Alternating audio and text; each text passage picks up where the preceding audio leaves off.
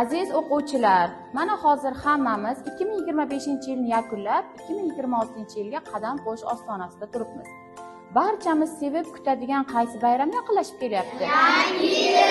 Yangi yil bayrami yaqinlashib kelyapti. Chunki biz yangi yilda kimni kutib olamiz? Qorboboni kutib olamiz. Hozir hammamiz oldimizda turgan qog'ozlarni olib, Qorboboga o'zimizni barcha o'ylagan orzu niyatlarimiz bitilgan maktub yozamiz. Qani boshladik.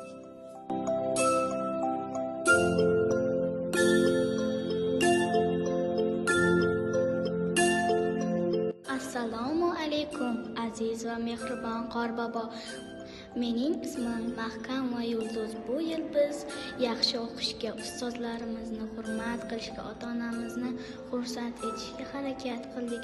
Do'stlarimiz bilan ahil bo'lib, yurtimizni sevishga o'rgandik.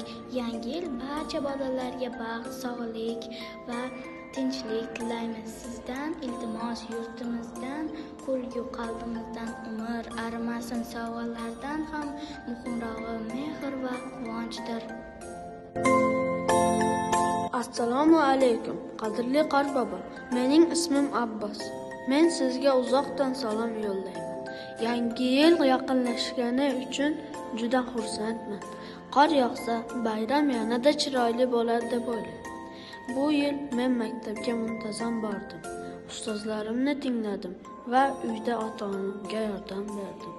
Ba'zan shovqin ham qildim, lekin yaxshi bola bo'lishga harakat qildim. Kelasi yilda yanada intizomli bo'laman. Agar imkon bo'lsa, menga orzu qilgan sovg'amni olib kelsangiz juda quvonaman. Lekin eng muhimi, hamma bolalar baxtli bo'lsin. Assalomu alaykum Qorbobo. Mening ismim Shahrizoda. Sizni Yangi yil bayrami bilan tabriklayman. Bu yil men ko'p narsani o'rgandim. Sabrli bo'lishni, do'stlarimni qadrlashni va bilim olish qanchalik muhim ekanini tushundim. Ba'zan xato qilgan bo'lsam ham har safar to'g'ri yo'lni tanlashga harakat qildim.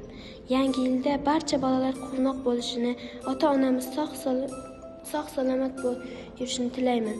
Men esa yanada tirishqoq, intiluvchan va odobli o'quvchi bo'lishga va'da beraman.